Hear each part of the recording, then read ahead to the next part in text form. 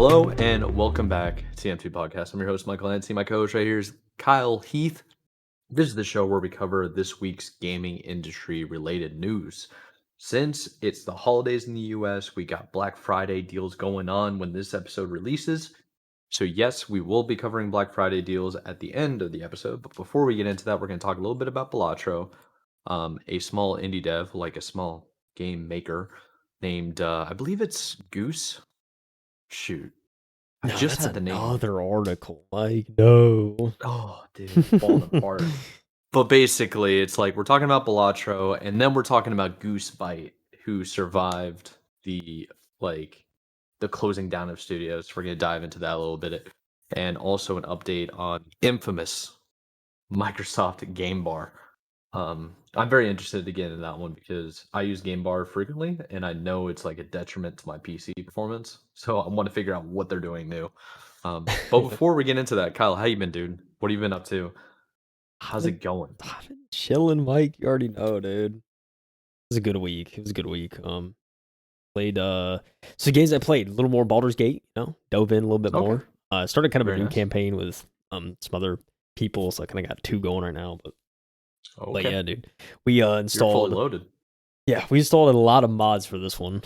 We yeah. clocked in at 74, I think, was the total. So, Jeez, a lot dude. of mods on this. So it's a bit Are you still different. playing the OG game? That's so many. Yeah, I mean, yeah, of course. But I'm actually surprised with that many mods. Like, there's obviously a lot of minor changes.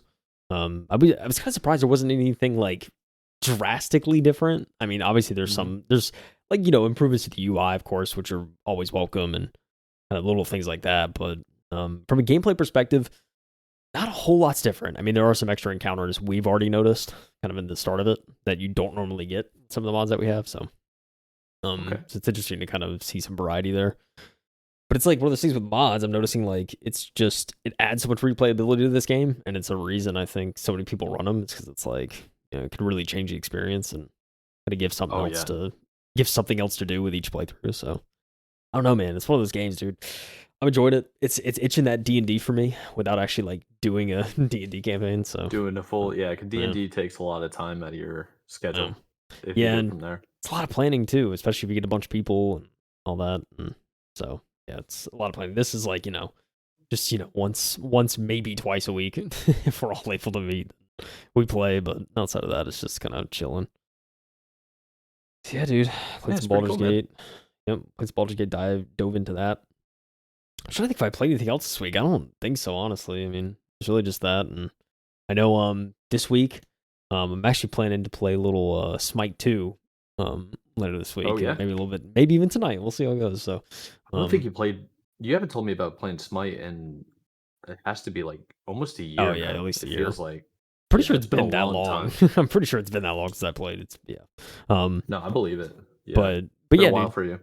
Check out. I mean, Smite 2's in alpha. It's kind of out to the general public essentially. So a lot of people have keys at this point. So I'm gonna be playing some of that, give my feedback, and kind of see how it's different from the first. I've seen some gameplay, never actually played it. So I'm excited to dive in and kind of see the differences and how different of a game it actually is.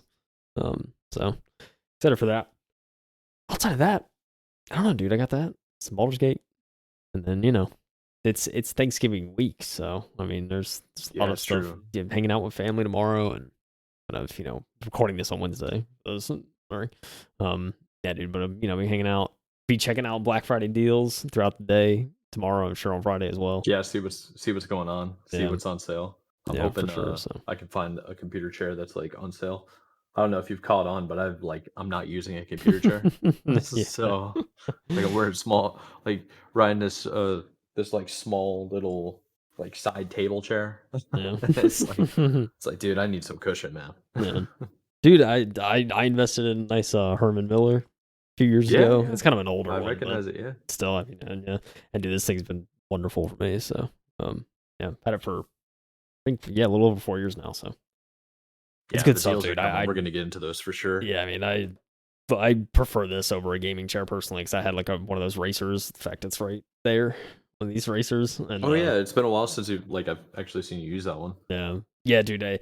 This this thing compared to this thing is like night and day in terms of like cushion and actually Yeah. like supporting my back and not feeling like I'm sitting on like a rock. So yeah, so it's very Yeah, there's different. But there's something to go with like Herman Miller. They know how to make good chairs yeah, for sure. it's the mesh, like the mesh that they use. It's like it's not actual cushion; It's it's a perfect. mesh, so it just molds Yeah, to you. Yeah, and it's really nice. I feel yeah, it's like way better. I noticed like immediately whenever I first got this chair, like I would sit on it for a while and then I'd stand up and I literally felt lighter. Like I stood up and I was like, whoa, that was like, it was a different feeling because it's just like, it's not as much pressure on any of you really. It's like all absorbed. Yeah, So it's like you go from sitting to standing up and it feels like seamless. I don't know. It's weird, man, but Herman Miller's got good chairs, dude.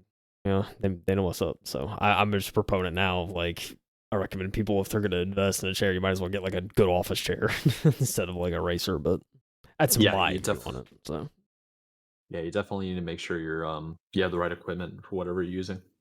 Like um, chairs aren't worth being cheap on, you know? yeah, really not. Especially like me, I work remote, so I'm in this thing all the time. I need something that's comfortable. So it's an investment for sure that I think a lot of people should take advantage of. Just not just it's like a bed, right? Like you splurge a little bit, man. You're sleeping, Oh yeah, you sleep 30 of your life. Might as well get something good.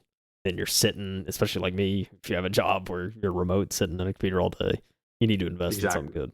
good. So, but yeah, Mike, what did you do, dude? How was the week? How's the games, dude? I Dude, know you I'm sure grinding you Call of saw Duty, bro. I've been grinding Call of Duty. I Let's think go. I have like probably 2 days worth already. I'm like just all I've been doing is playing Call of Duty. Um, ranking up the guns, trying to get into CDL, understanding how the game's played properly. Playing on I used to play on mouse and keyboard all the time, but right now I'm playing on controller, and it's just a different mix up. Like just I was getting destroyed early on because I was playing with people that had been grinding since launch, and they've been grinding pretty much all Call of Duty games this entire time. So their Yeah. elo or whatever skill based matchmaking was super high. I jump in there, and it's just a bunch of tryhards. So I was Yep. getting destroyed. But it was like I'd rather that, I'd rather be playing against really good people right off the rip than develop bad habits by playing with people that aren't so good. So Yeah. like, yeah, I was getting bullied, and then I went like they weren't online earlier today. I got onto like a couple of lobbies and it was like just me solo queuing. And I'm like, holy crap, I am so much better than like half the people on the other team and on my team. They seem clueless. So then it was like, okay, I'm starting to understand the pace of the game, understanding where spawns are and rotations. So just becoming more and more familiar of that. And like the thing that's been the most challenging for me is understanding angles and where to keep my cursor and trying not to also third trying not to get upset when the hit registration doesn't count in my favor because it's a game of milliseconds and my internet is trash. So it's like trying not to tilt, but also trying to learn things. It's been fun, man. Like I think this might be the best Call of Duty in a long time. So it's got me hooked, and I'm really enjoying that. Outside of that, honestly, I haven't been doing much. Like I played a little bit of Halo 2, Halo 3, stuff like that. But I gotta like I'm putting that in the back burner for a while. I'm pretty much only gonna be playing Call of Duty for a while now. In terms of like first person shooters. But yeah, I need to get essentially like I think I got like 3 or 4 episodes into the campaign too. It was fun. It was like a good vibe, but I don't know much about the Black Ops story. I even watched it. I did I don't know if you do this, but I think a lot of people do this. When you jump into a series of a game, like chronologically, you do the recap videos on YouTube. Yeah. So I watched like a speed run 20-minute version of everything that happens in Black Ops, and I'm like, I kind of remember this, I kind of don't, but whatever. Or you know what I mean?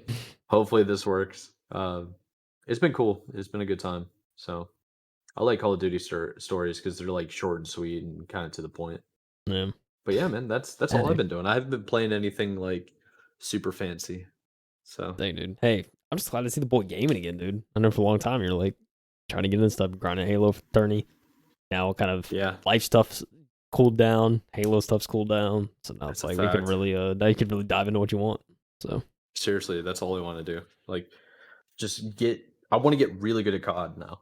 That's okay. like the Okay. next thing I want to do. I'm like I'm a handful of wins away from getting to ranked. A couple of my buddies were watching me and they were saying like it was a good compliment. They were just like, I'm surprised with how quick you're catching on. And I'm Nice. just like, yeah, I mean, Okay. I used to play Okay. like mouse and key like for the longest time, but now I'm on control and they're just like, you did? And I was just, like, yeah, mouse and keyboard is really easy on COD. Whether or not you think it is up to you to decide. But I can shred on mouse and keyboard in Call of Duty. But now I'm like, okay, we're doing the controller. We got the PS5 Elite controller that I've been popping off about for the longest Nice. time. Nice. Not Elite, PS5 The Edge. dual So sense edge. Yeah. yeah, it's been cool, man. It's been really cool. Pretty good time. But yeah. Awesome, man. Awesome. Shall we get into Yes, sir. it? Yeah, let's go ahead and jump into it. This is a game that you're going to be covering. Well, this first article is all on you, but it's a game that I've been kind of interested in covering for a while now. And if you haven't heard about it, you're about to, or you've been underneath a rock, and it's Balatro, who is up Balatro. for Game of the Year, right? I believe so. I think it was the kind of the odd man, the game of the year nom. Yeah, so- because it's an indie small game. So yeah. yeah, it's Let's definitely get what we're into talking it, about. dude. Let's get into it. It's come from Eurogamer. Ed Nightingale, right, Eurogamer. He said Balatro has made almost 4.4 million from its mobile release alone and without microtransactions. Balatro, the indie roguelike inspired by poker, has generated almost 4.4 million on mobile alone since its release in September. That's according to the data from App Magic, thanks PocketGamer.biz, which reveals the mobile game made $1 million in its first week across the App Store and Google Play. Balatro was first released in February on PC and console, but its popularity has surged following its release on mobile platforms. What's particularly interesting is its release as a premium game for an upfront of £10, or is 10 pounds, you know, that translates USD. Yeah, Unlike so many it's free to probably play. like 13 or something. Yeah, probably. This is unlike so many free to play with microtransaction games on mobile. Balatro is also part of Apple Arcade, meaning even more players have played the game through Apple subscription, though it's unclear how much money its inclusion here has generated. On launch day, Balatro made $162,000 and then peaked to $200,000 a week after launch on the 29th of September, resulting in that $1 million first week. Since then, sales insanity. It's kind of crazy for a mobile game, like you're saying. Any mobile game, especially one without microtransactions. Since then, sales have declined, but its inclusion as a Game of the Year nominee, among others, at this year's Game Awards, has caused a resurgence in sales in the last couple of weeks. This resulted in the game's second highest earning week to date, generating $727,000. Developer Local Thunk confirmed on Reddit ahead of Balatro's mobile release it would not have microtransactions or predatory monetization. Developer also spoke out back in March about the game's rating drama after it was pulled from sale in some countries due to a mistaken belief that the game contains prominent gambling imagery and materials that instructs about gambling. Said Local Thunk, I still believe that the rating is unwarranted, but there is also some gray area. For interpretation from Peggy. I always think of the ads. Yeah, Peggy I think 16. the same thing. From Peggy, Peggy 13. and from Peggy, and at this point, it is what it is. Dang, dude, crazy from a game that doesn't have microtransactions. Launching on mobile, it just speaks to the popularity that Balatro has garnished and garnered since its launch, console and PC. And so to transfer that into mobile, and the fact that it's a game that can, run well on mobile and stuff is also another thing. I mean, it's hard to, if you release something on PC and console, like, generally a mobile version is much different, very dialed down and dialed back. But it seems like this is just hitting the nail on the head, Mike. Yeah, it's pretty sick to see more and more like card games come out.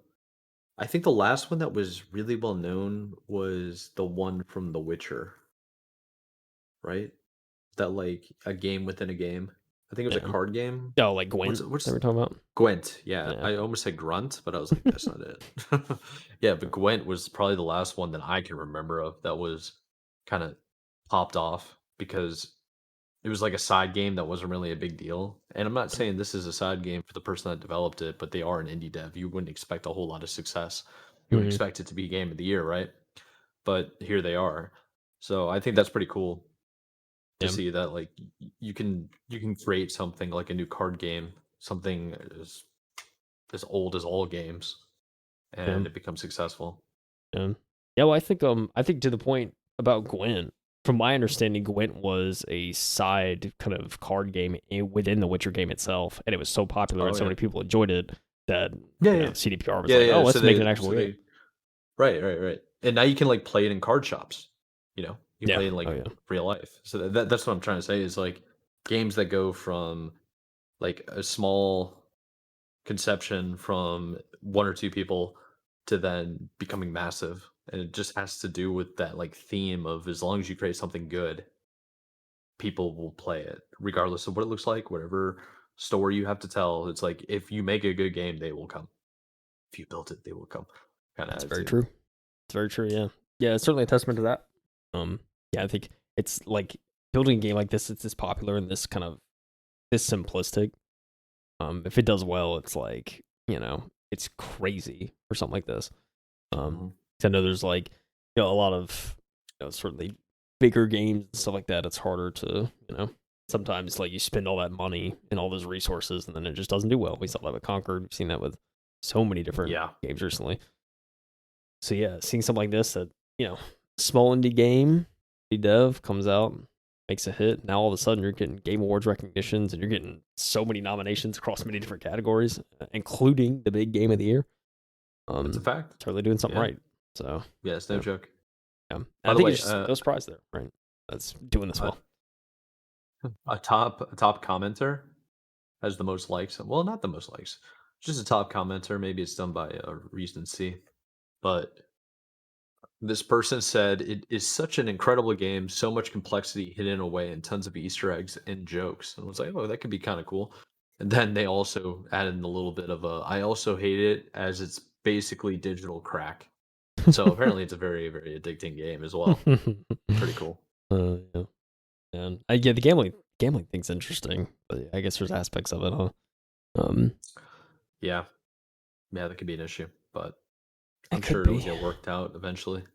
But yeah, You I think got it's loot cool. boxes and everything now, it seems. Yeah, I think it's cool it's on Apple Arcade too. I haven't heard of I know Apple Arcade exists, but I haven't really looked into the library they have. But I remember the first time Yeah. when it came out, it wasn't really mini games. So I'm curious what it's grown to now. May have to look into that later at some point. Yeah, yeah, true. We'll have to Pretty get into it and see. pretty, pretty cool stuff, Mike. Indie devs out here making that milli off these mobile games, dude. Big news. It's pretty cool though. Also, Indie devs becoming successful. Now there's another studio, yeah, also another studio that survived the is it the one that I was talking about? Yeah. So this is an article from Bloomberg at Jason Schreier, who is the man. The title of the article is How a Small Game Maker Avoided Being Shut Down by Embracer. And if you don't remember, I'm sure this article is going to go into it before we start reading. Is Embracer was one of the ones that basically freaked out this year of layoffs and financial issues. So we're going to get into one of the studios that apparently survived and how they were able to. Pretty cool story. So let's get it started. Um, should I read right here where it says, Hi, everyone? Let's get into it. This is written by Jason Schreier over at Bloomberg. So, hi, everyone. Today we've got a story of one game studio that escaped Embracer's clutches. But first, talks about his and then it starts, the weekly yeah, topics. yeah, the weekly topics. He's basically shilling, and we're gonna shill for him. He's talking about Hasbro Incorporated is doubling down on video game development. Sony Group Incorporated is looking to buy Kodakawa, who we actually covered last Yeah. week, last episode, which they're the main creators of Elden Ring. So unembraced. At his 39th birthday party in September 2020, Theodore Dia declared, slightly inebriated, very nice, that he was going to start his own video game studio before he turned 40. Dia, I believe. Dia? I don't know. Dia? I think it's Dia. Dia? Sounds I right. bet Diea. Dia. I think it's Dia. going to be Dia.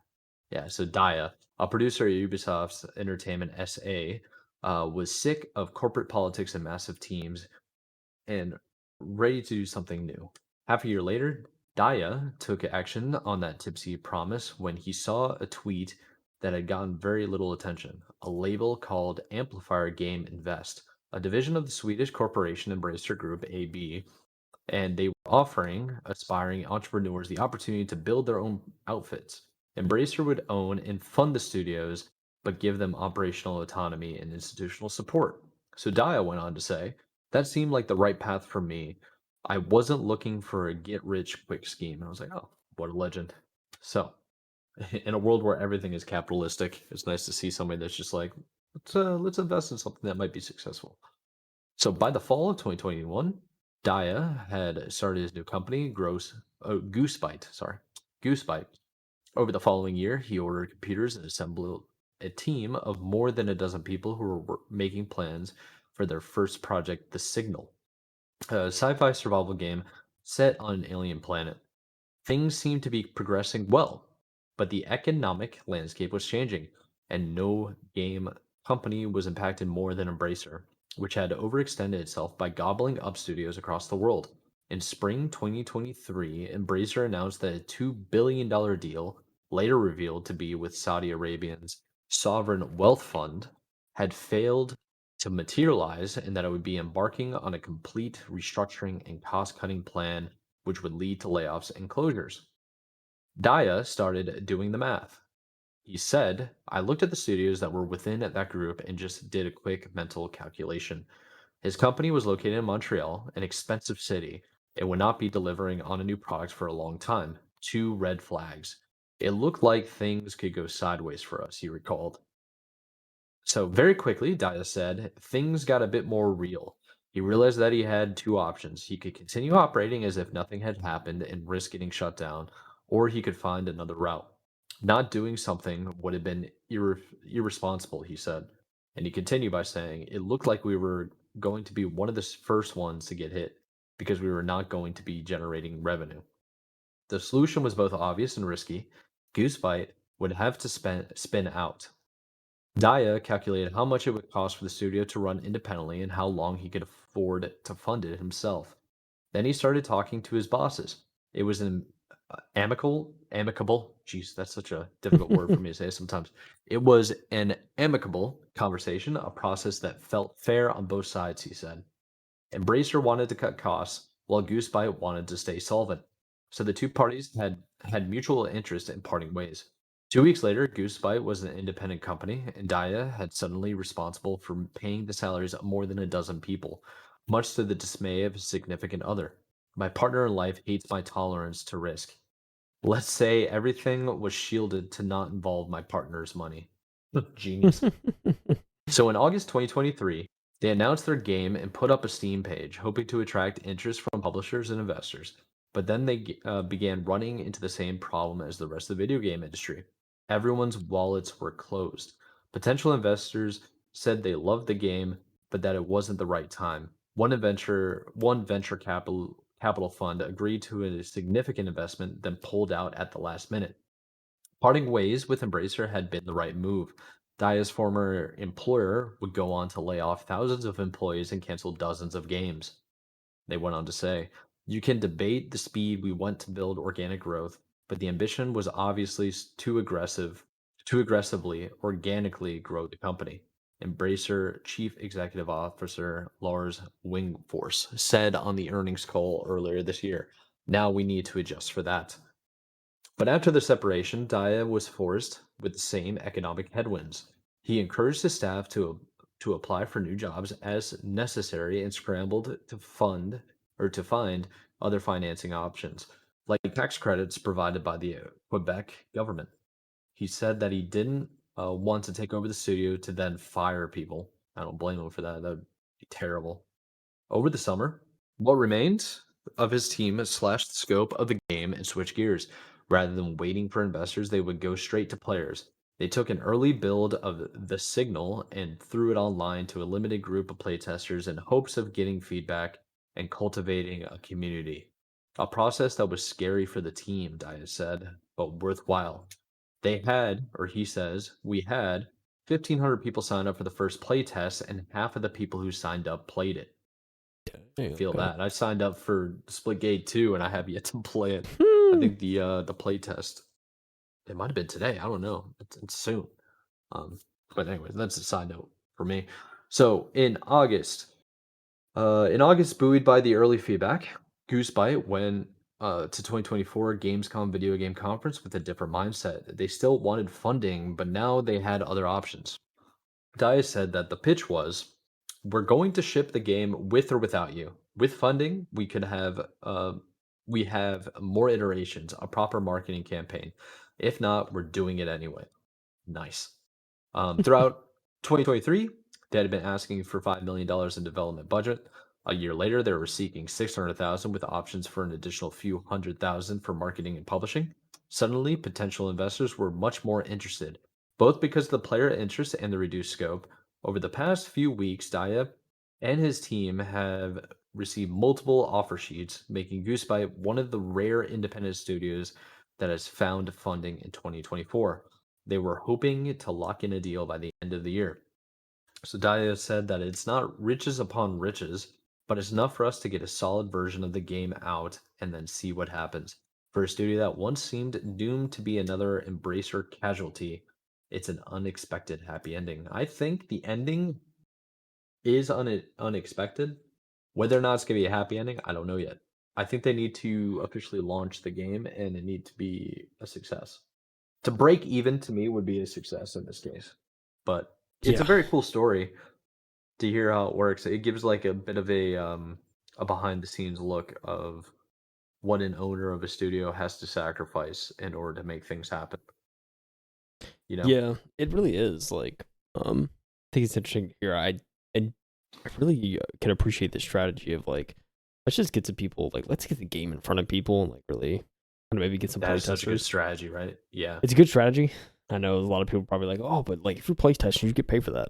Totally understand and respect that. But it's like there's people out there who are down to check out new games and just have nothing else better to do. And so it's like an opportunity like this to play something new and be a limited and get like a limited group of people and be a part of like an exclusive group that gets early access. I think it's enticing enough for a lot of people. So I think taking advantage of that was definitely the right move. I think too, like the insight of Dia to just be like, hey, like just at Embracer, be like, all right, I don't think like this isn't looking good. So like, let me just get out of this now and just deal with the fallout because this is going to be a lot easier to deal with than what is inevitably coming.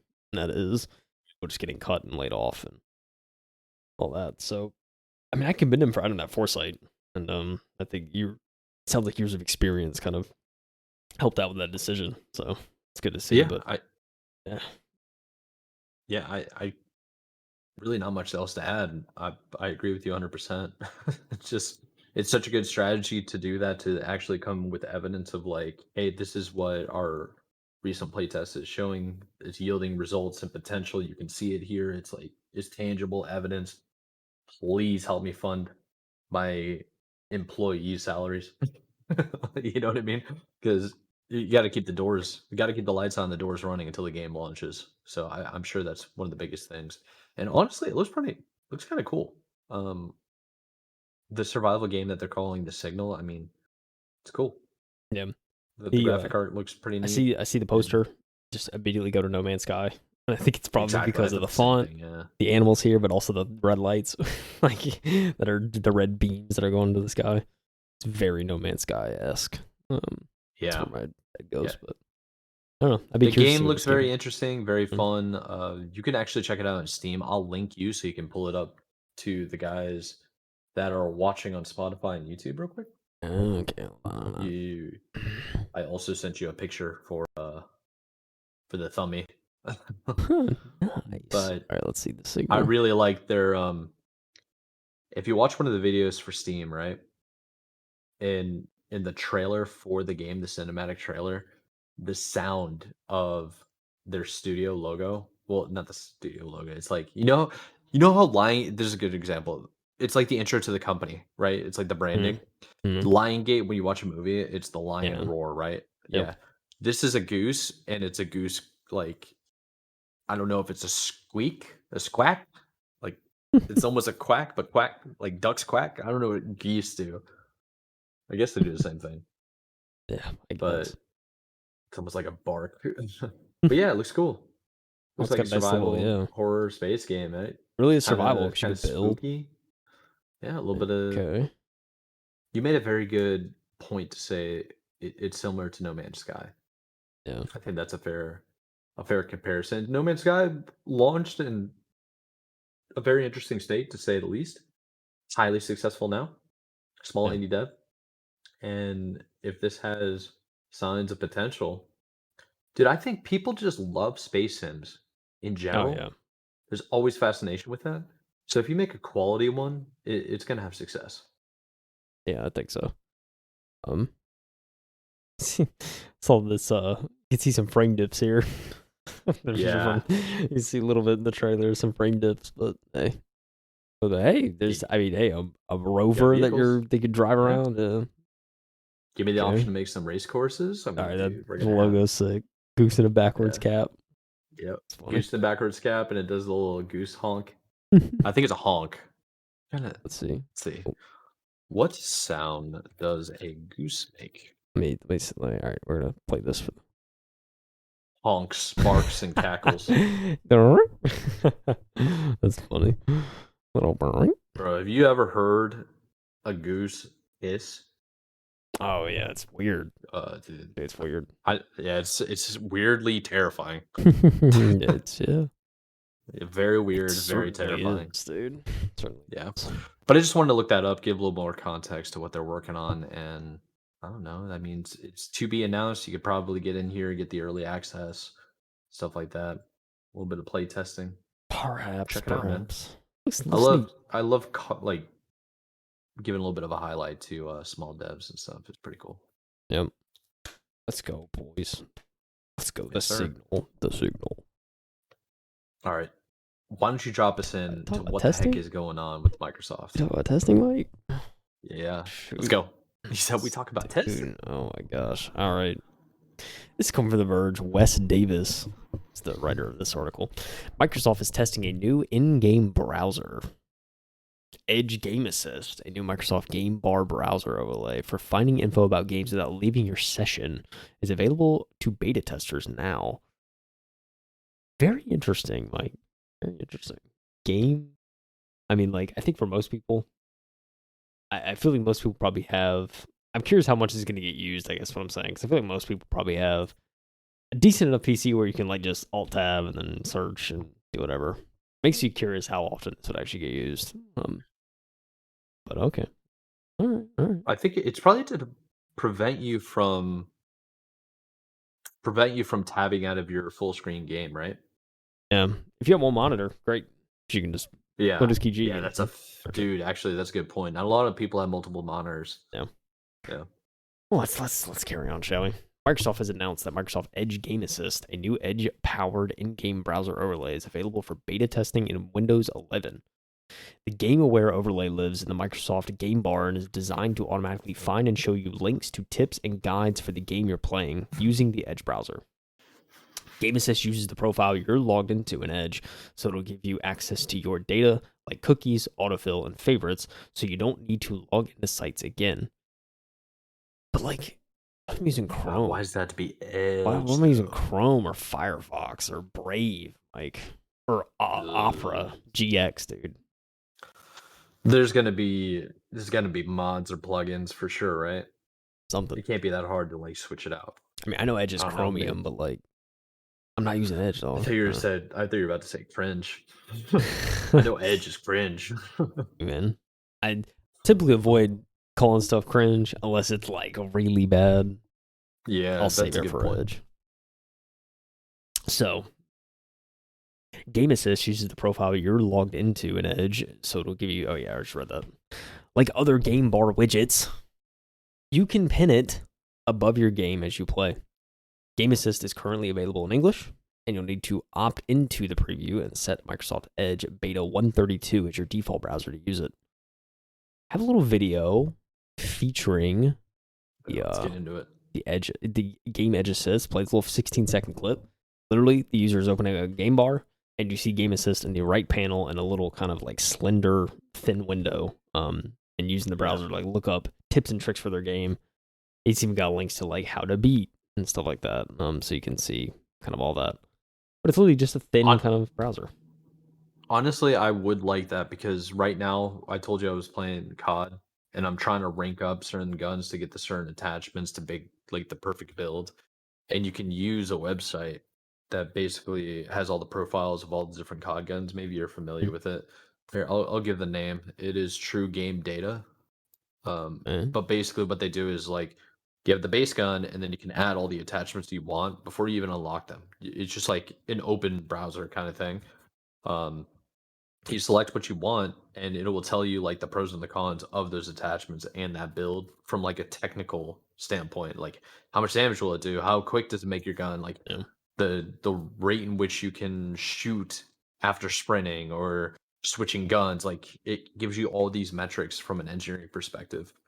And I love that stuff so much. So, but the problem I've been dealing with is like, crap, I have to have it on my secondary monitor when I'd rather just, if I had this, then I wouldn't have to tab out. I would just do like Windows G and now I'm in. Yeah. There's a use case. There you go. Yeah. There is a use case. Also, they show great examples of this too. It's like the next paragraph's talking about Baldur's Gate 3. I can't really speak to that, but Diablo 4, knowing where everything is on the map, you can use the cheat guides, right? Yeah. Windows G. So I can see this being an option. I hate how it's Microsoft Edge, but I can see this being very viable. Yeah. So this is the thing. Well, let's continue. You'll have to find content yourself for most games for now, but the Game Aware part of Game Assist will surface information automatically for a few games, including Baldur's Gate 3, Diablo 4, Hellblade 2, Senua's Saga. Microsoft said it'll be adding support for others throughout the preview and over time. In the second video, Microsoft shows how the overlay looks when used to follow along with video guides. This one's pretty interesting. Full 16-second video, but essentially what they do is they actually have you go into the game bar, you see a video of some sorts, maybe in a browser. You can essentially full screen it almost. If you hit the full screen button, it pops it out, and then it just overlays over your game while you're playing, so you actually see the video. So if you're doing like a video walkthrough or something like that, it's perfect for that because you say, okay, I need to get through this section. How do I do this? Show me the video while I'm playing, and so you kind of have it on the same monitor and it's out of the way. That's pretty sick. I have to say, it's pretty sick. Yeah, I really like this. This is cool. Yeah, that's way that has some practical features, I feel like. So, like that. Microsoft says it's collecting feedback in a few ways. Would you like to continue, Mike? Oh, I was going to say, it was like if you're a completionist and you want to get like a checklist of all the things that you have to do in certain areas. Like, I know I used to do that for Assassin's Creed games. Yeah. Before I left a certain area, I would have like a whole list like of everything in that area that I can get. And I would make sure to like knock it off the list, because I would try to get 100% in the game. That would be perfect as well. Very cool. Really would. Yeah. So Microsoft said it's collecting feedback in a few ways. You could share your feedback in Game Assist by going to Settings and More, send feedback. You can also vote on which features you want to see added to Game Assist using the new Game Assist Community Feedback Portal. And we'll be monitoring feedback on r/Microsoft Edge, X, and other social channels as well. Game Assist only supports mouse and keyboard input for the moment. Microsoft writes it's adding support for handhelds and gamepads in the future. Compact mode support is also coming later, the company says. Below are Microsoft's instructions for getting started with Game Assist. So, just going to go through these highlight points. If anyone's interested in installing this, you first have to make sure you have Windows 11 and Game Bar up to date. Game Assist requires the beta or preview channel of Microsoft Edge. If you're running Windows Insider builds on your PC or have opted into Edge Preview, you already have Edge Preview and can skip to step 3. Otherwise, you must install the Microsoft Edge Insider beta channel. Ew. Man said, ew. Set Edge Beta as your default browser. You must go to Windows Setting, Apps, Default Apps, search for Edge, and at the top of the page, click Edge Beta, set as default. To opt into Game Assist Preview and install the Game Bar widget in Edge, you can go to Settings, More Settings, then search for Game Assist in the search box and find the Game Assist option and select Install Widget. If you haven't used Edge Beta Preview before in Edge, you must go to Settings and More, close Microsoft Edge, and then reopen the browser. You may have to repeat this step a few times for the Game Assist option to appear. So, pretty straightforward. Gonna install some stuff. you know, all that. But yeah, I don't know. I agree with you, Mike. I think my only downside of this is that it is Microsoft Edge, and don't know Yeah. many people that use Microsoft Edge.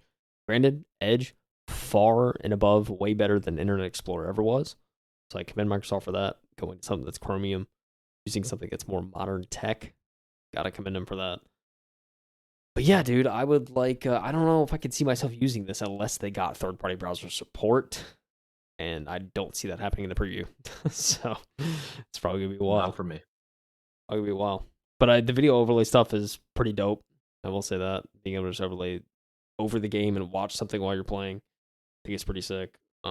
I could see like game assist in some use cases where you're trying to like, you know, if you want to search something quick and you only have one monitor or something like that, it could probably be beneficial.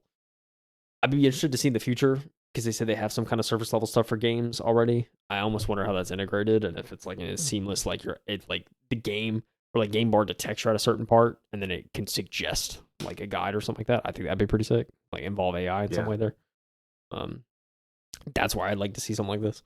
I think it would make the most sense to be like, you know, and you can have like notifications. You can enable it or disable it of like, do you want game assist to like assist throughout the playthrough and recommend certain things? I think Yeah, that's true.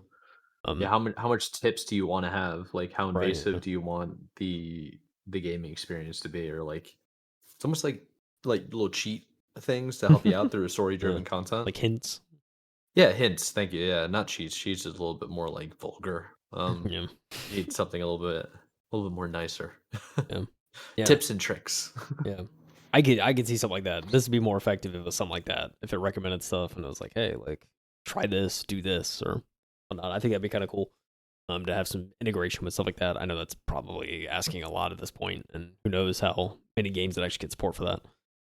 But that's for something like this, I feel like we get true use out of someone like me. To be like, hey, I want hints and stuff like that. Like recommend me when I get in certain sections. That'd be awesome. But yeah, I personally don't see much of a use for this, especially since it's Edge.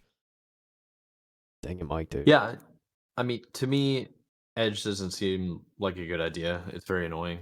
I mean, look, it's But at the same Microsoft. time, It's proprietary. I get it, but it's just like I just don't want to get it, dude. I'm sorry. yeah, yeah. I mean, it's just a shame. But the good news is this could be this could be good. If you want to turn it off, you should be able to turn it off, right? Yeah. So I think if you like disable your game bar, you won't get it, so that's fine.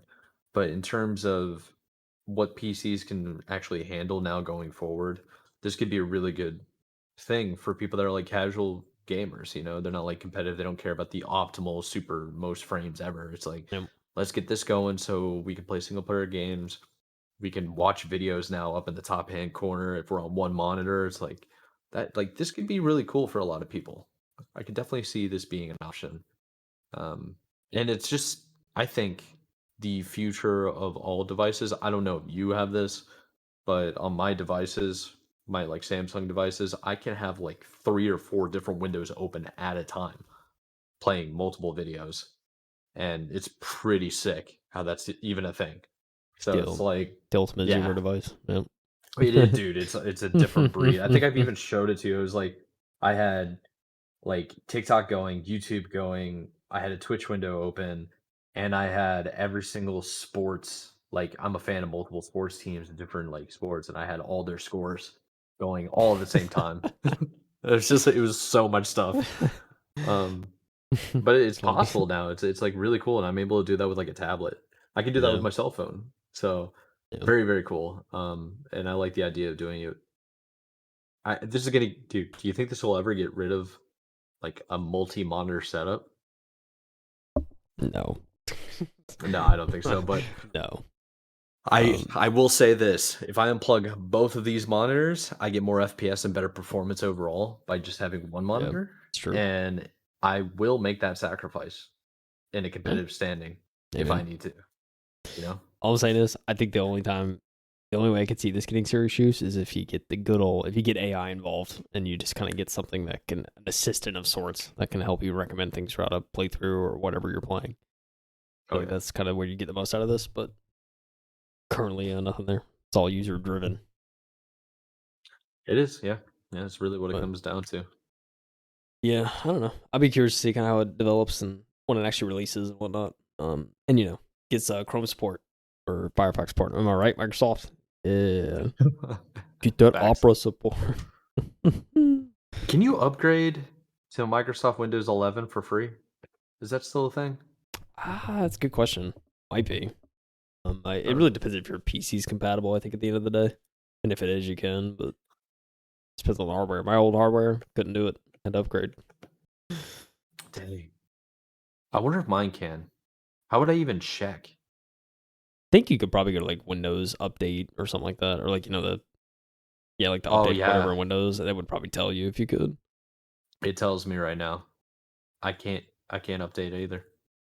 Dang. It's a sad day. What even are the requirements? Whatever. I don't remember. I don't care. We don't need this right now. I don't need this edge game. You know what the people need, Mike? Do you know what they need? They need the Black Friday deals, sir. They need the best deals going around. This is a big one. Oh, this is a big one, buddy. It's a lengthy one. You did me dirty. Hey, I say we go through it together. Yeah, that's a big one. There's certainly fair. There's a lot of different categories, so go through a lot. So we scoured the internet, ladies and gentlemen, try and find the best sort of Black Friday deal list. Something compact, something that's, or I should say compact, but something comprehensive, something that checks all the boxes. And looking through all these, PC Gamer was pretty up there. It was the one that I saw. It is quite literally. So the article is the best Black Friday PC gaming deals of 2024, the best discounts in the run up to the big event. It's kind of the start. It's not just PC, of course. They go through all sorts of stuff. It gets into controllers at some point. It gets into CPUs. It gets into gaming headsets.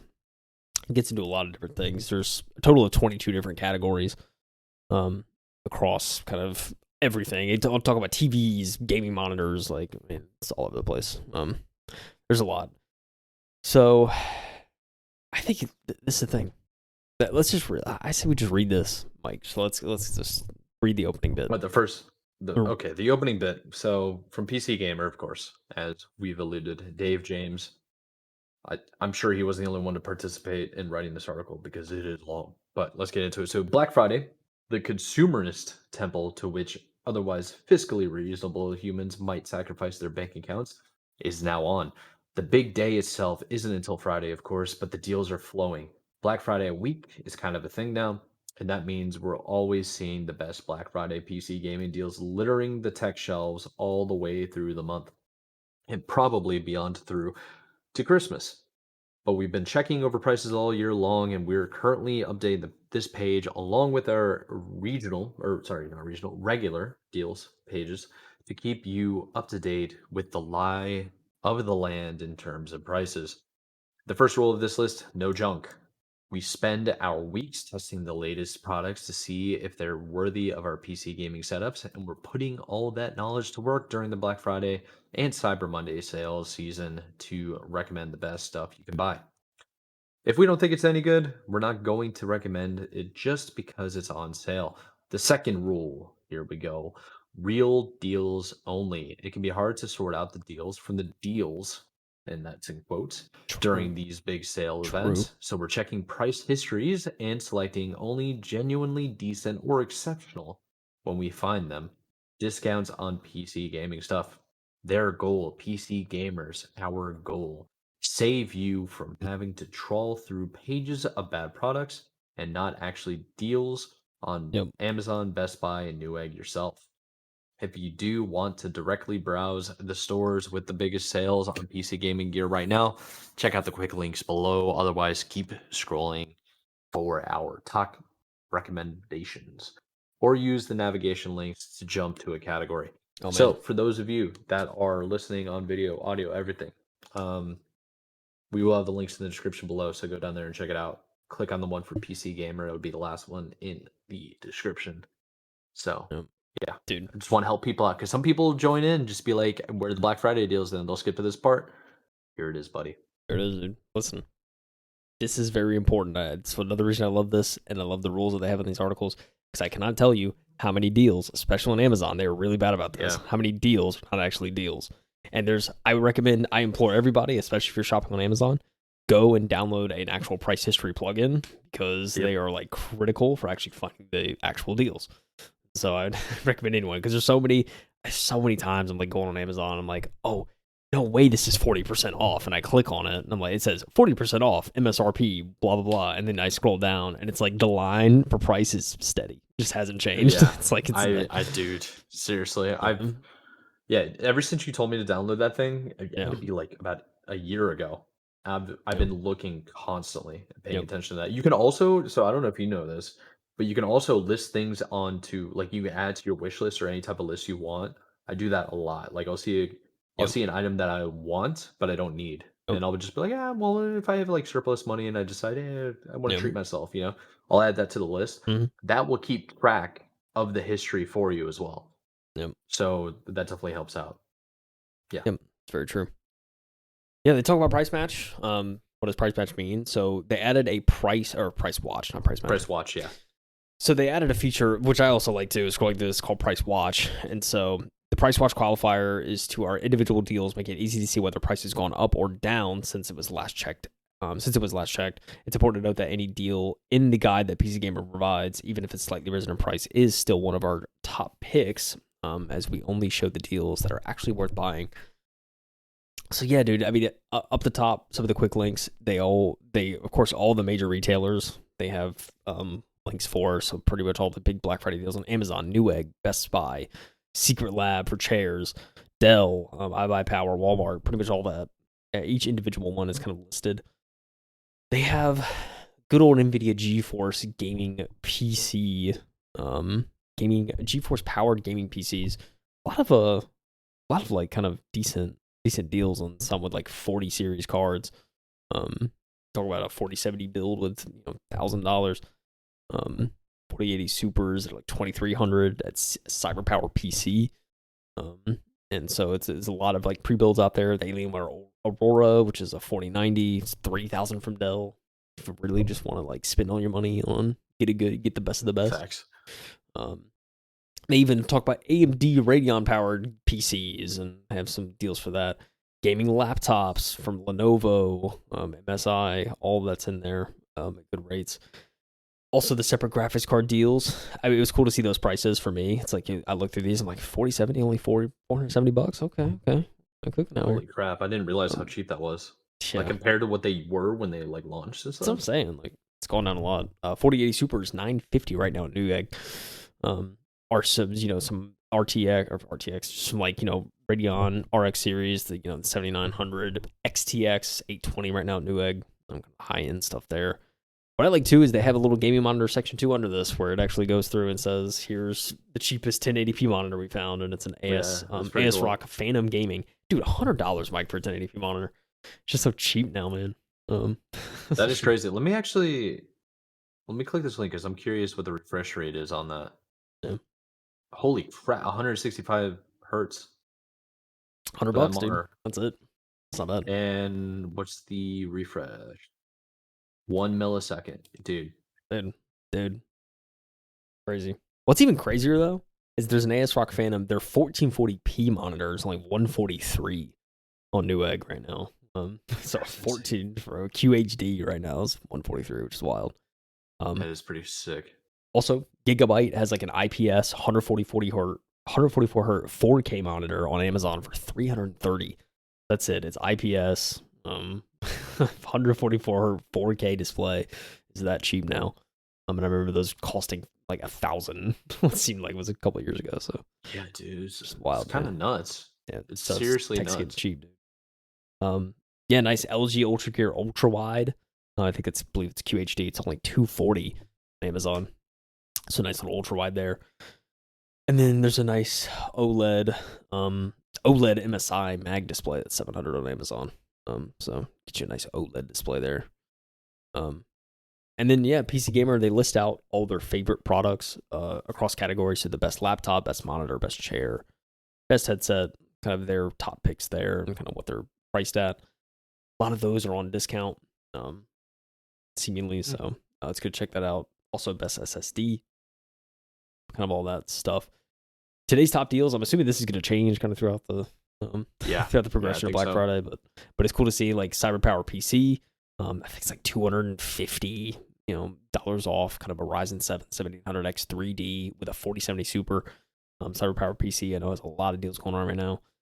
Corsair TC100. Here you go, Mike. Nice little fabric leatherette gaming chair. 180 right now. Dude. It's priced it's $70 off at Best Buy.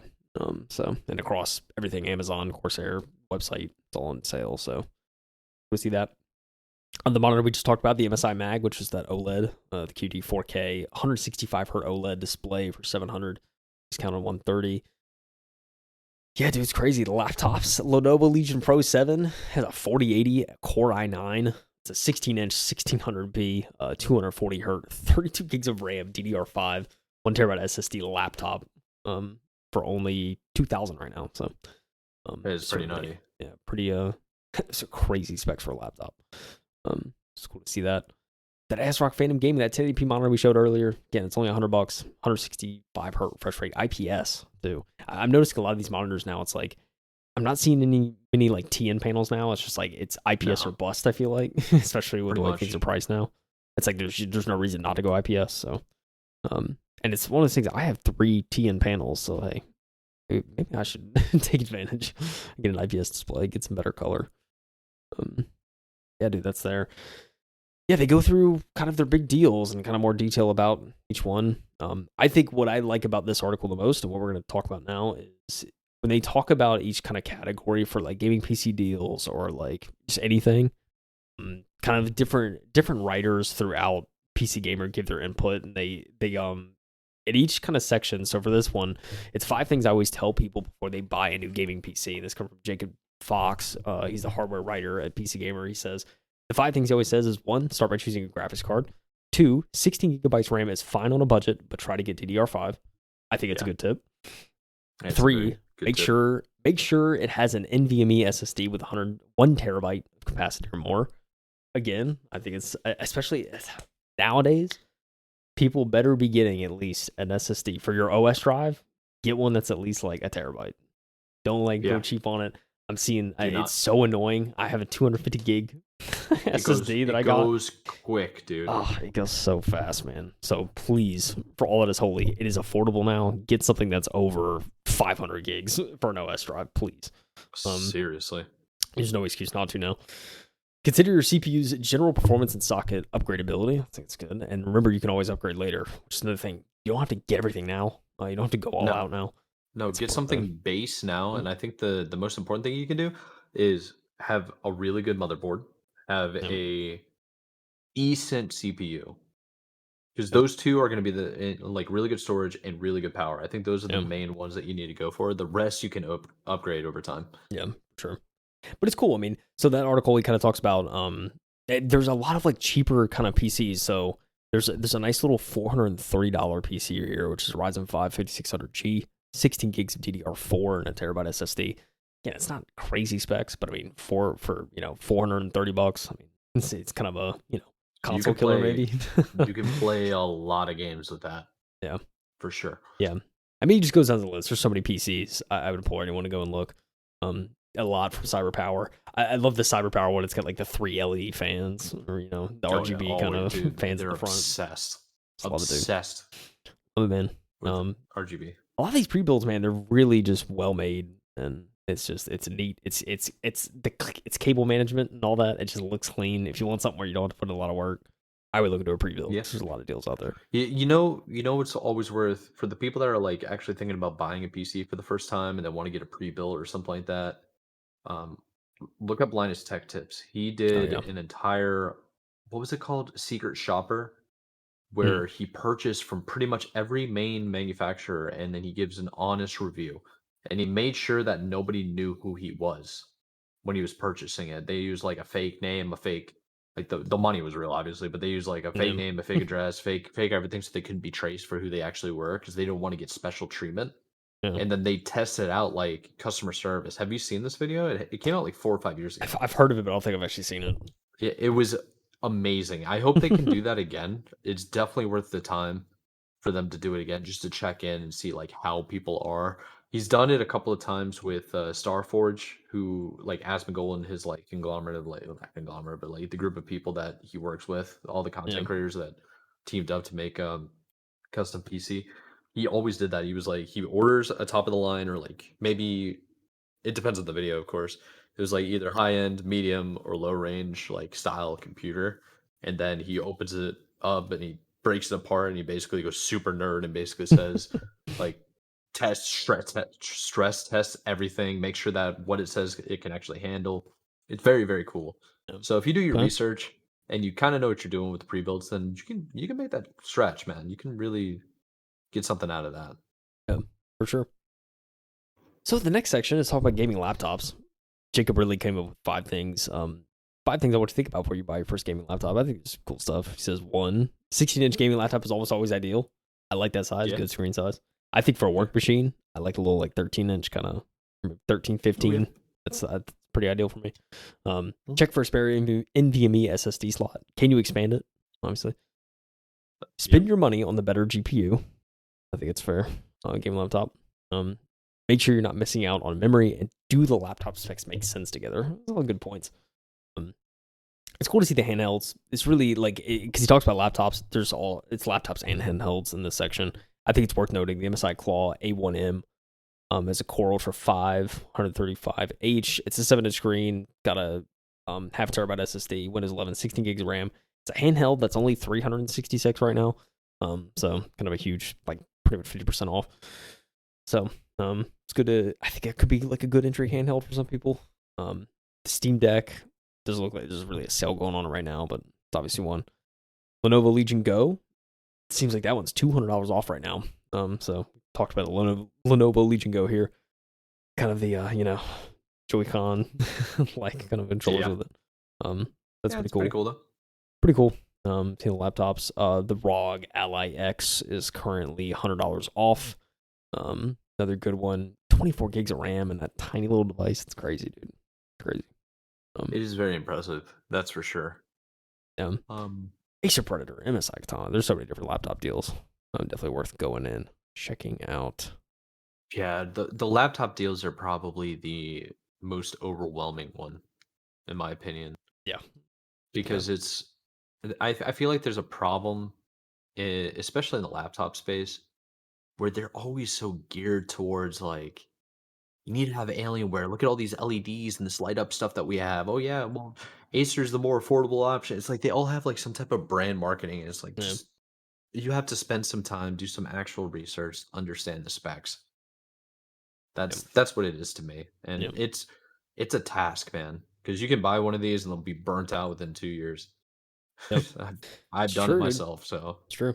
I think Dave James kind of hints to that in the next one when they talk about graphics card deals. He said the 5 things I always tell people before they buy their first graphics card is it's all about your budget. Buy the graphics card, not the yeah, brand. It's kind of what you're talking about. Like it goes for yeah, anything really. Just make sure you do your research. He said, yeah, it's also about your monitor too. Also important. What res do you want to play at? Really gotta think about that. You can always wait for the new generation, but don't automatically ignore the last gen cards. And it's even the thing about CPUs too, right?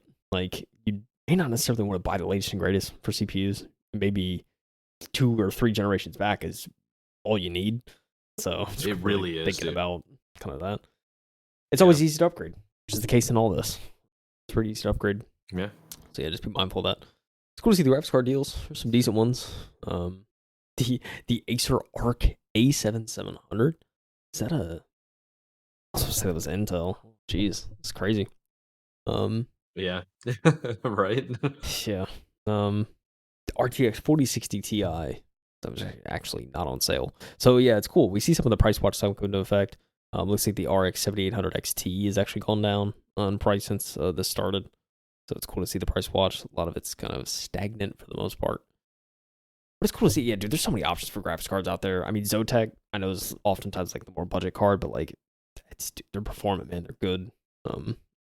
I think you can do no wrong with something like a Zotac. So yeah, it's cool to see all this. Today's best NVIDIA graphics card deals. Yeah, it's linking 1050s. So I don't know. This AI link generation thing. I don't know about this. Yeah, it's like pulling the cheapest cards, not necessarily the ones. it could do a little bit better, I'm sure. Yeah. So I think from my point of view, man, there are a lot in here that I'm very interested in. So I have a 2070 Super, and Yep. I need to make an upgrade. I've had a couple of crashes. Like I don't get 144 frames of a 2K monitor. Mm. Sometimes it's very, very annoying.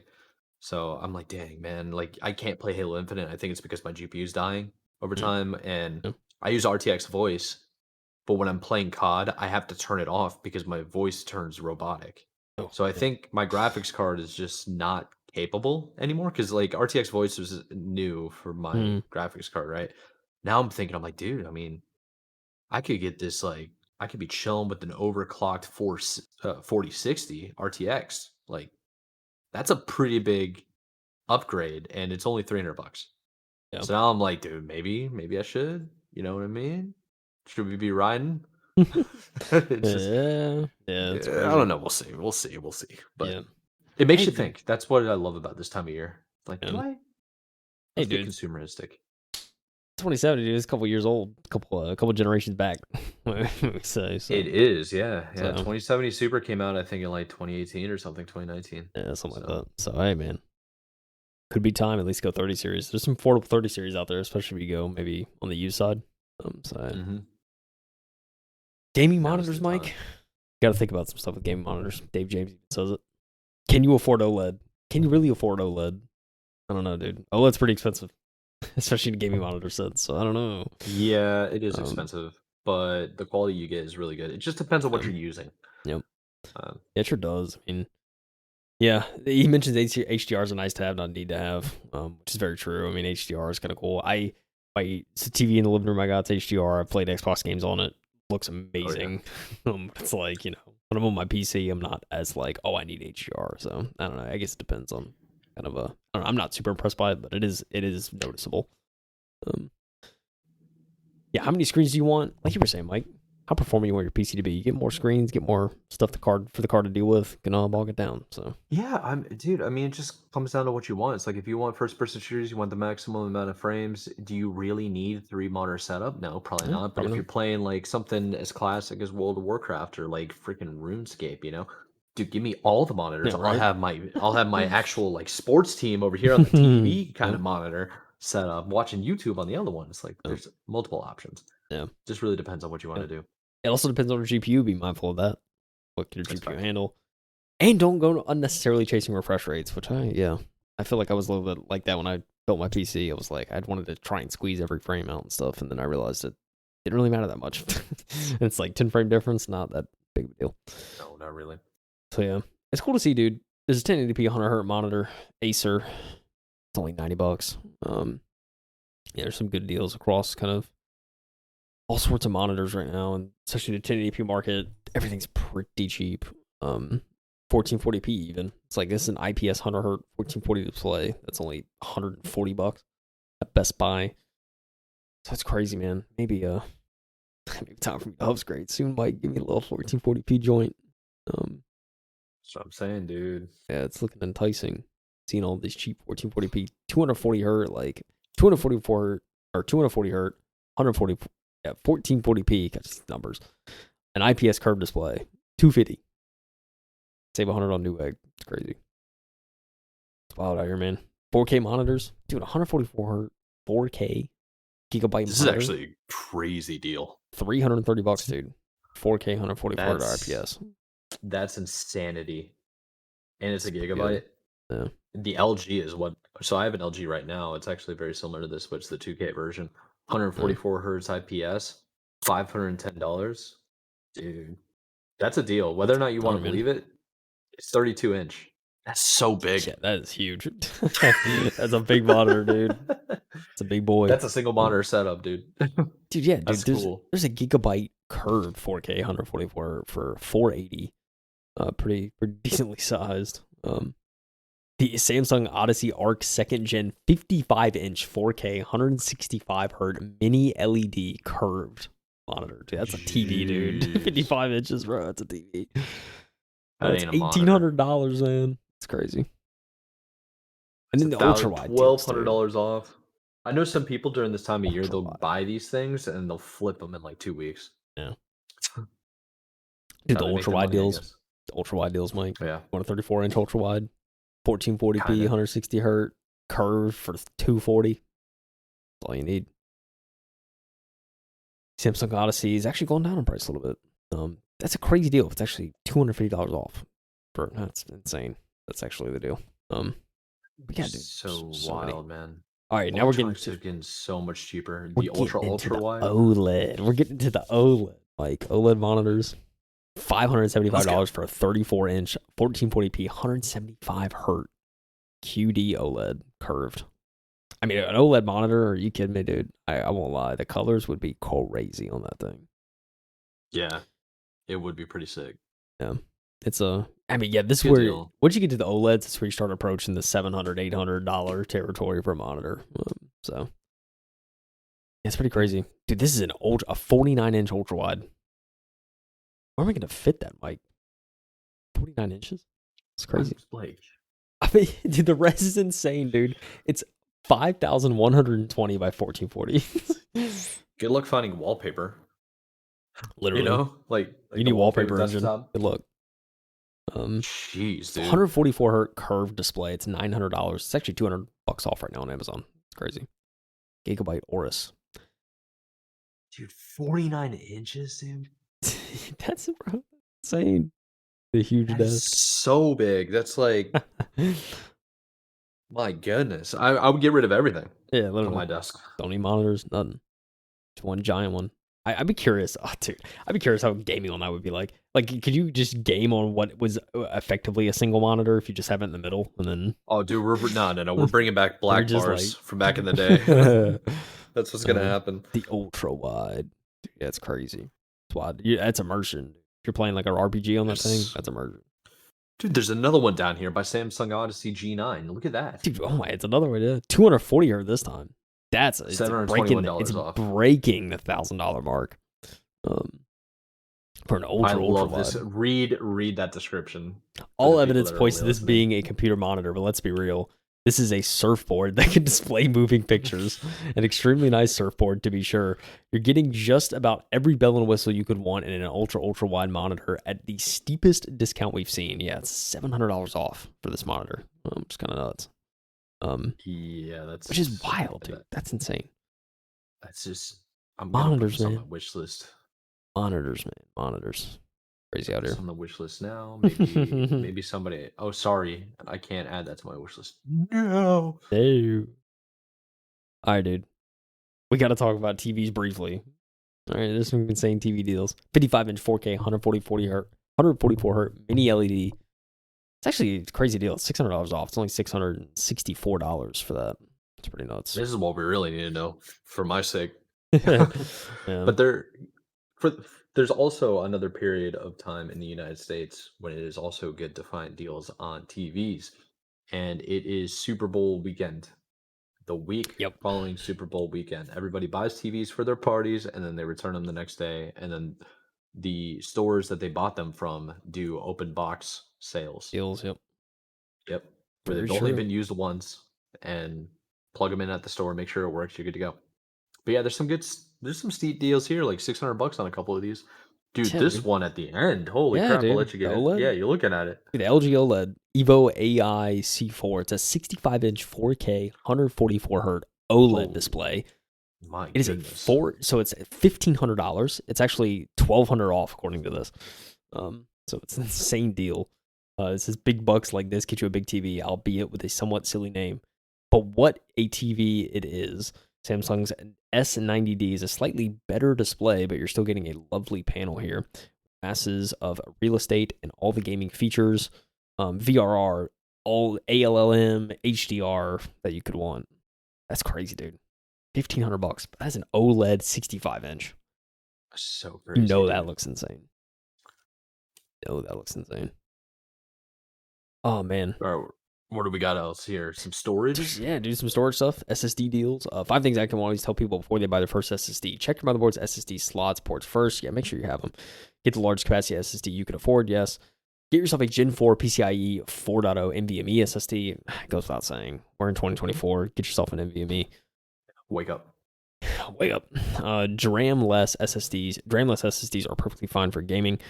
Check your motherboard to see if you need an SSD with a pre-fitted heatsink. That's also important too, because there's a lot of motherboards that actually offer thermal pads and plates that you can Yeah. actually install over your SSDs. So if you have a heatsink on your SSD, it's like it's just pointless. If you have the pads, you don't need one. But if you don't have the heatsink kind of thermal pads in your motherboard, you don't have that thing. You need to get one with a heatsink so it doesn't burn. So Yeah. pretty important. Yeah, To get. the heatsink on SSD should not be taken for granted. That's for sure. Yeah, definitely. But yeah, dude, here's a whole list of NVMe. Like, there you go.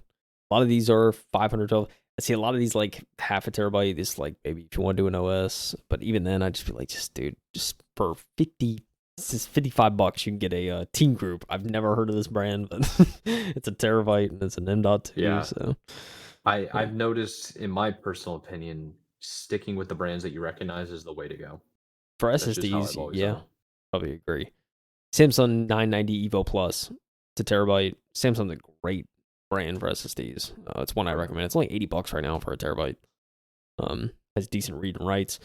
The Western Digital Black series is also really good. From what I've heard, it's $80 right now for a 1 terabyte. Insane speeds. I just love this Crucial one. This Crucial drive. It has a giant fat heatsink on it. This is like absurd for an SSD. I feel like, but hey, Oh yeah. I'm not. I don't know thermodynamics, too Mike, much. so I don't. No, that's too much. I mean, well, I think it's so actually, fat. maybe the speeds are kind of incredible here. You got 11,700 Yeah, megabits pretty crazy. Yeah. of read, We'll get hot. and then 9,500 megabytes of per second, by the way, of write. So that could get kind of hot, I guess. If you absolutely must have the fastest possible SSD, you need to get a Gen 5 model. And then Team Group's Z540 is ridiculously quick in benchmarks. Yeah, it's very fast, as we can see, but yeah, I guess you need the fat heatsink for that. So, it's justifiable, I guess. Yeah, dude. There's Silicon Power I've never heard of that brand. Probably wouldn't recommend it. Team Group has some more stuff. The 2 terabyte stuff. I mean, yeah, this is all like, especially the kind of no name stuff. It's cycling around $100. You start getting into kind of the higher name brand stuff. It gets a little more. It's like an extra $20-$30, but I would probably spend that little extra just for something like a Western Digital or a Samsung or something like that. So I would certainly recommend something like that. 4 terabyte. This might be something I can look into, dude. A 4 terabyte kind of just clanger banger, dude. Of a SSD. Like, dude, $250 for a Western Digital Black, but it's 4 terabytes. Might be worth, man. It very much might, yeah. Very much, but yeah, dude. SSD stuff, Mike. Let's go. Also, external SSDs, which I know are something I've been looking into, especially for like podcast related stuff. The external ones do get a little more pricier, I feel like, though, than internal for obvious reasons. So to look out for, dude. A Samsung T7 Shield is a 4 terabyte SSD. It actually says right here $230 off. It's only $270 right now. Probably a good deal for a little external. But yeah, dude, it's let's just move on to gaming chairs, Mike. We gotta help the mic out here, right?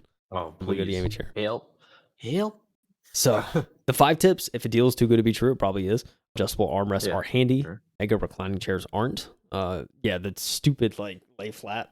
When are you ever laying flat in a gaming chair? Let's be honest, Mike. What are we doing? No, we're not. So you don't need a headrest, but lumbar support is a must. Hey. Quality pays in the long run. Very important. Best chair for you isn't necessarily a gaming chair.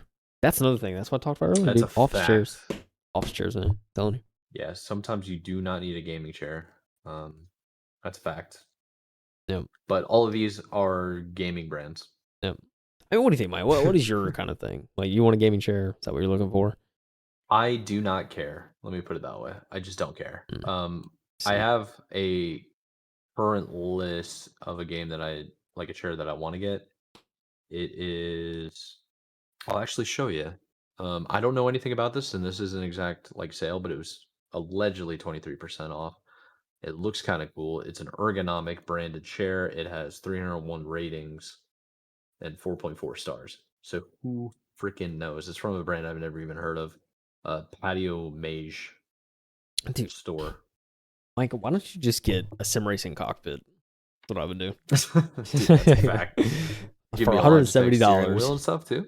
Get a foldable sim racing cockpit. It's got a little pedal stand. Got a little wheel handle. Clean. It does look clean. Dude, this was actually looks. It's $550. I would never ever buy this, but it looks rad, and it looks like an actual racing chair. It's pretty sick. Well, you see trophy. Sick, yeah. Oh, That's crazy, man. I just love the cheaper reviews, dude. I remember I had like one of these kind of like little rolling like furniture chairs when I was young. I thought it was the funniest thing ever. Oh man, there's some mics, dude. There's all sorts of deals. Do we need a new mic for Mike, dude? Nah, I'm okay right now. Still Series Alias Pro. Yeah, I forgot about this. Pretty good deals though. Sure, the MV7 Plus, which is actually USB dynamic. It's actually on sale. It's $30 off. See, the thing about the Shure mics, there are discounts, but they're never really steep, just because they're Shure. So yeah, all that. Yeah. Dude, webcam deals. Does anyone need a new webcam? The Logitech C920S, 1080p, 30 FPS, USB is only $45. That is a really good camera for only $50, $45. Yeah, sure, dude. Just saying, like normal price $70, it's still worth it at that price point. Those are really good cameras. And remember when they went through the freaking roof in 2020 when everybody went home? So yeah, if you get those early, you'd be fine. Yep.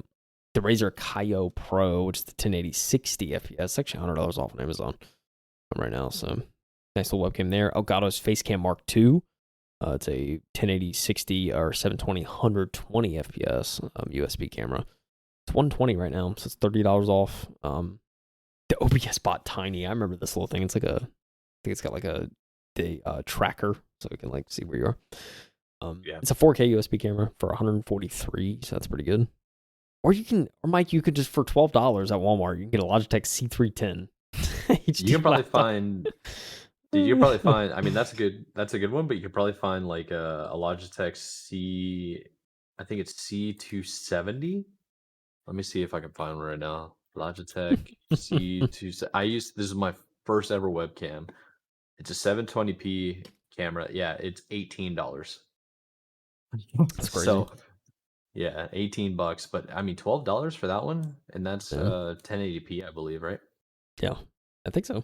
Yeah, it's crazy. Yeah, no, it's the 720 as well. Yeah, dude, those cameras also work just fine. Honestly, true. Listen, we talk about gaming mice. It's actually a good one. Gaming mice deals. 5 points. I really like these. Wired or wireless isn't as big of a deal as you think. I think there's a lot of pro players that probably even use wireless mouse at this point. They do. Pretty good. They do now, yeah. Don't fall for the esports hype. It's very true. Shape makes the difference. I attest to this because I have a Model D, which is a ergo shape. It's not an ambidextrous kind of shape. I prefer the ergo shape. I don't know. Most people probably don't. So again, I think it's one of those things you kind of just have to try and see what you like. But I like that ergo shape the most. So that's what I use. Cheap can absolutely be cheerful. And weight is important, but it depends how you game. What you're playing. Are you just playing RuneScape? You could probably get the giant brick that is the G502 before they made it light. Probably just pretty big. Yeah. There's a lot of them here that are on sale for like $40 to $50, and honestly, any Logitech mouse I would recommend. Oh yeah, they're easily. So good. Easily, yeah. Logitech's a good brand. Glorious is kind of on. It's like I think they're not bad for the price. Most part, that's what I normally use.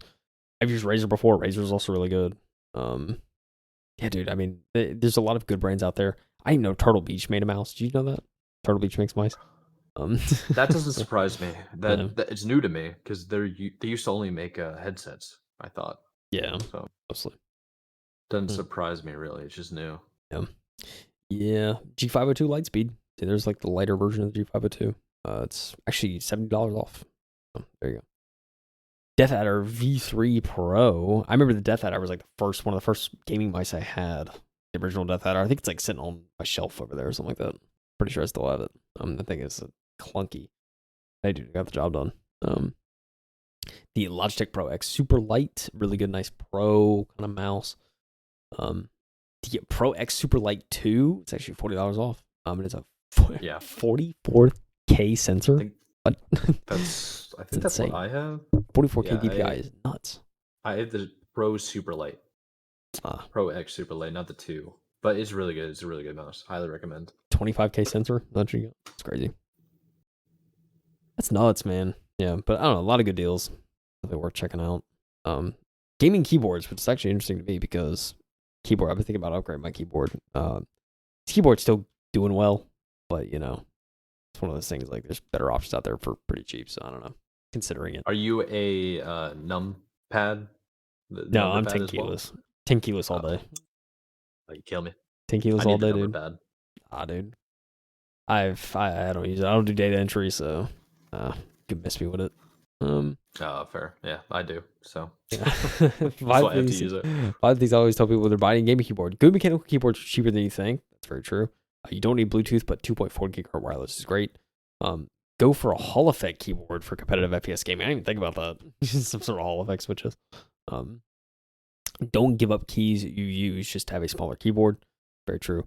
Don't underestimate typing sound and feel. See, this is the thing for me. Whenever I was getting into PC gaming, I tried, when I was looking at switch types for mechanical switches, I was like, I like the idea of browns at first. I was like, I saw a lot of people use brown switches, very tactile, quiet. So I saw that. I was like, oh, okay, I'll try browns. Something about the tactile feel just didn't feel good to me. Like I would use it and I just felt like I wasn't as good. I switched to a linear switch, like a red switch keyboard, and I was like, bro, this is so much smoother. There's no bump. It's very quiet. Like something like this is just like what I've been looking for. I like something silent, just something that I'm like moving throughout the key. Like when I'm moving across keys and doing different things, I don't feel like I'm having to put extra pressure down. It's just like, boom, I'm good. Nice. Yeah, dude. I like a linear switch. That's my personal thing. But it all comes down to preference, and it's one of those things you kind of just have to try, I think, multiple different keyboards to see what you like. This is kind of the only way around it. Try your buddy's keyboards. Something. It's pretty much what it comes down to, yeah. But yeah. But I generally recommend kind of linear switches. A red switch is a linear switch. There's so many, dude. It is crazy. Like there's like keyboard heads now, and there's people like get really into mechanical keyboards, and it's insane. And they build their own. Just, they build their own. Yeah. It's like, dude, there's a whole market for it that's just insane. It's turning into like like a shoe market almost of just like having a specific keyboard, specific keycaps, and whatnot. It's crazy. But dude, yeah, Logitech G Pro. They have a G Pro 10 keyless, something like that's probably pretty good. Corsair is a good brand. I use Corsair keyboards myself. And this is actually the K60 Pro TKL is pretty similar to what I have, except it's I just have a much older model. SteelSeries Apex Pro. I heard SteelSeries makes good keyboards. Glorious makes keyboards. Logitech. I mean, there's a lot of options. So it's really just coming down to what switch do you like. What do you prefer? It really is. Yeah. It's all about like preference. I think. I mean, they even have the one down here that's a mechanical split ergonomic design. At the very bottom, that's going for $20 off. I mean, I've seen people make their own versions of those, and they swear by them. So, amen. Yeah, it's just all down to what you're comfortable with. For sure. Yeah, dude. It's really you really got to do research, find out what kind of switch type you like. We don't have too many more categories left, Mike. We're rounding out the end. So controllers, the main department of MadMike controllers. So the main department. Yeah. Let's see which ones I have. The 8-bit Do Ultimate 2-seat. This is a peach, dude. It looks like Princess Peach colors. It's pretty sick color, yeah. I kind of like it, the even color though wave. It looks weird. Yeah. The GameSir Nova Lite. It's a nice little wireless pad. Top budget pick for good reason. It's cool to see that. This is $5 off because it was 25 and now it's 20. So a lot of these are kind of the Scuff Instinct Pro. Steel Grace, $40 off. I literally just saw that one. I actually have. I meant to show you this earlier. I have a face print for the level 50 That's sick. tournament. That goes for Scuffed Instinct Pro. I don't own the controller, so yeah, if I can get one of those for Christmas, shout out, please help. Shout out. Yeah, it'd be pretty cool. It's cool to see that, man. $40 off right now. That Xbox Core Wireless, just the core standard wireless controller is actually $20 off. It's only $40. The PlayStation DualSense, this is just the standard DualSense controller. It's actually $20 off right now, 21 down from 75 to 54, something like that. Jeez, PlayStation hardware is getting so expensive now. That's crazy, man. It's like the best time to buy a controller because it does get pricey. Xbox Elite Series 2, there's actually a blue version that's $24 off right now at $115, $116. There's a lot of controller deals out there right now. Go take a look. Those are some of the highlights. Yeah. Gaming headsets. I'm gonna be updating my joints, I think, this week. Very nice. Yeah, it's going from ditching the Astro 850s because the battery's starting to die on them, and it's like very quickly starting to. It's very cool. Like I've noticed, like a 5-6 hour session, like my battery's fully drained. Which before it was like I was able to go 15 hours until it did it, but now it's like the battery's getting bad on them.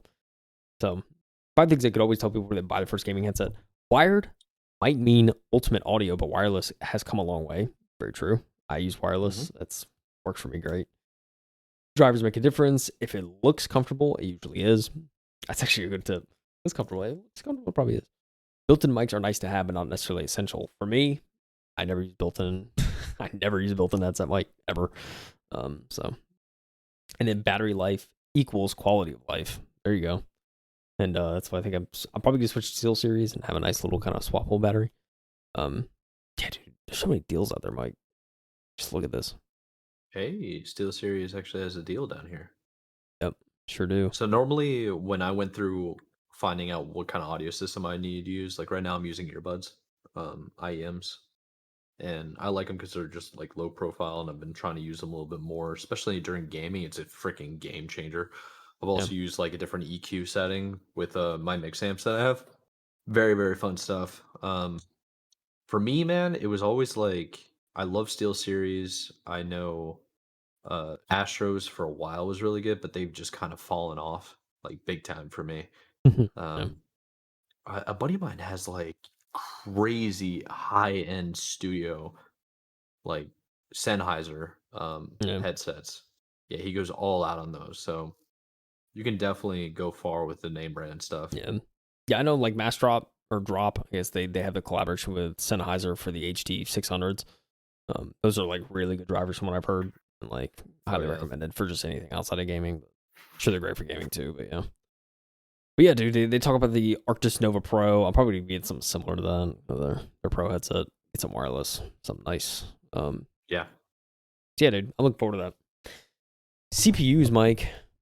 Computer, the processing unit, if you will. So 5 tips. I think these are really good tips. So I really want to make sure we read these. It says, do you want to keep your current motherboard? Very important. CPUs are compatible with certain motherboards. Got to be mindful of that. 8 cores are more than enough for gaming. Even 6 is fine. Which again, especially in more budget builds, 6 is more than enough. The best way to save money is to buy last or 2 gen old CPUs. What I alluded to earlier.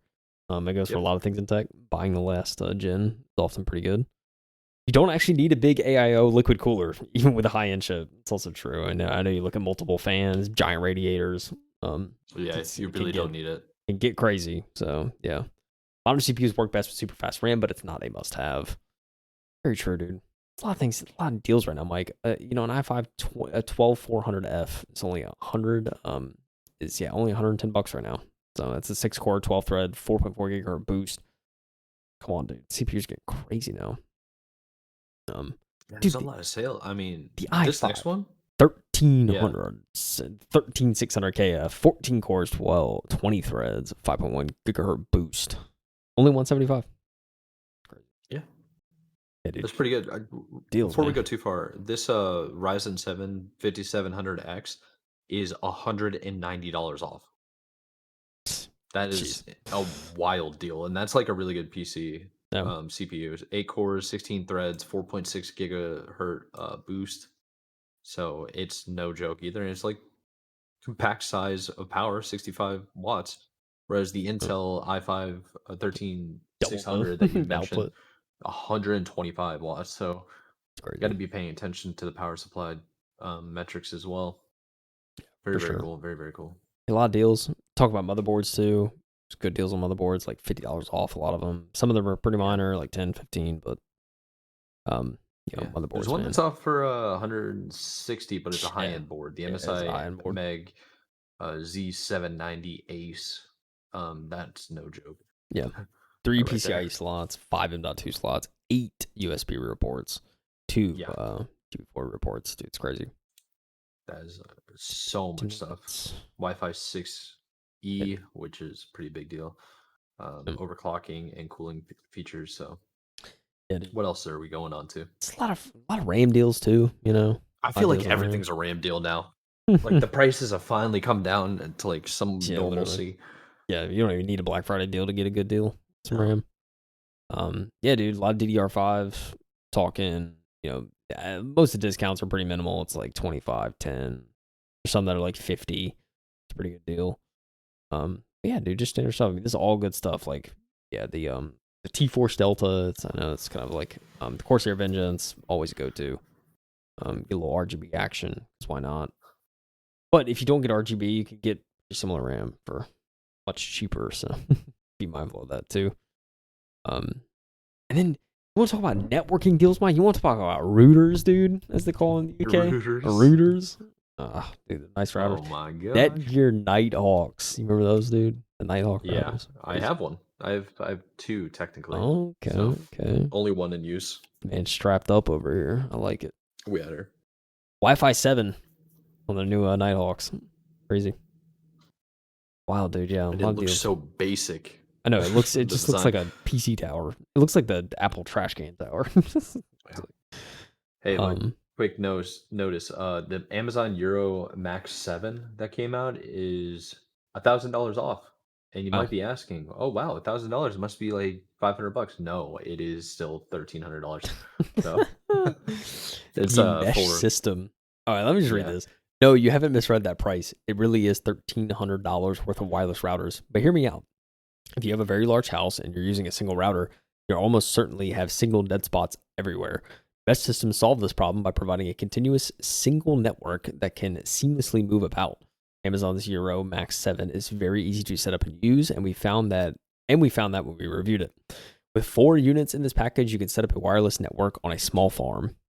I'd be curious to see how it actually works, because I feel like that stuff in the past was pretty, like, extenders and stuff just sucked, but sounds like this is something better than an extender. I don't know.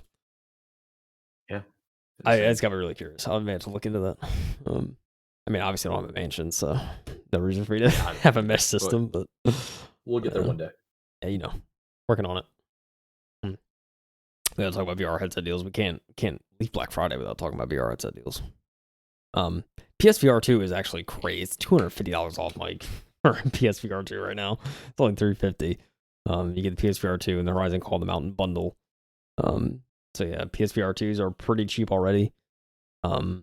The new deals, the HTC Vive Pro 2, the full system, 120 hertz. Actually, base station tracking is only $800, so it's $400 off. Which is pretty crazy on Amazon. The HTC Vive Focus Vision is $150 off, still $1,000 even. It's $100 off, so some nice little VR headset deals there. Trying to get into VR. I'm sure a lot of the cheaper ones probably also are on sale. But yeah. Mike, that's kind of a round out of all the deals right there, dude. A lot of crazy deals. A lot of not so crazy deals. And that's not even half of it, I'm sure. So encourage everyone, download your browser plugins, go to your websites, check the price histories. It is important. Try and save some money. What's got you interested, man? Like, personally, what do you think has your interest the most? Yeah, dude. I mean, for me, it's the headsets, of course, keyboards, peripherals, really. I will be looking into the power supplies, too. I saw Amazon had some deals on, like, power supplies. I'm trying to replace mine. And some AIO coolers, too. Might look around, see if there's anything worth putting in a list or something. I may not pull the trigger on a cooler yet, but I'm just curious. I'm definitely gonna be curious to see kind of what's out there and all that. But yeah, I don't know. And even just looking at games, we didn't even talk about just games in general. There's a lot of games deals right now, especially on Nintendo and kind of all the different storefronts, Steam. So it's always worth looking at. Yeah, that's fair. Yeah, I think Steam is probably the way to go when it comes to deals. Outside of that, if you're not on one of the subscription-based models to play games for free for like $10 a month, I mean, I don't know what you're doing, because that should just be the way to go forward. I was talking to somebody about it. They were shocked that I bought like the battle pass for Call of Duty. They're just like, man, you spent so much money. I was like, dude, I pay for Game Pass. I didn't buy this game. No. This is on Game Pass. And he goes, oh, really? I was like, yeah. So I played the game for like 2 full days first to decide that I liked it. And then afterwards I was like, okay, this is good enough for me to like buy the battle pass. I'm totally okay with doing that. Yep. And we'll play. I know for a fact I'm going to get my money's worth. I'm already like freaking 5 levels into the battle pass after like 3 days of grinding. So we're going to keep on going, baby. Okay. Yeah. This guy's a grinder. Let's go, dude. Let's go, baby. Yeah. I don't know, dude. What'd you think, Mike? Anything stood out to you? The big one that stood out for me was the graphics cards, I think. Okay. I think the graphics cards for sure were the big one for me because I've been having difficulties with mine. I'm assuming it's a graphics card issue. I want to upgrade that. I'm not like I don't like how on some of the games that I play regularly, I'm having to do full screen exclusive. So when I tab out, it like messes me up. And what's even worse than that is I'm playing my game, I downscale it to 1080p. So I'm not playing in 2K. And that's an issue because if I'm in 2K, I don't get 144 frames. I'm getting like 60 to 90, and I play competitive shooters, so that's an issue for me.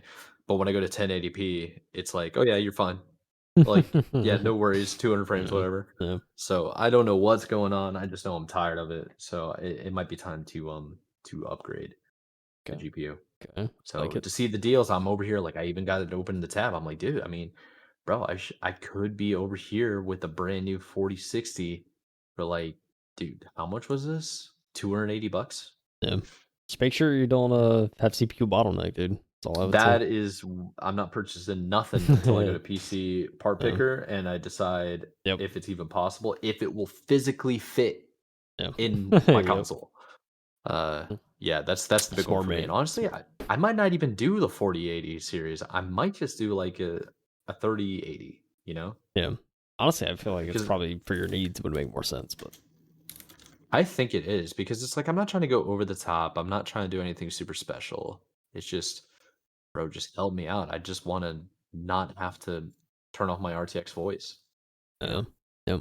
Those monitor deals, though, I will say that's another highlight for me. Dude, they Some good were monitor deals.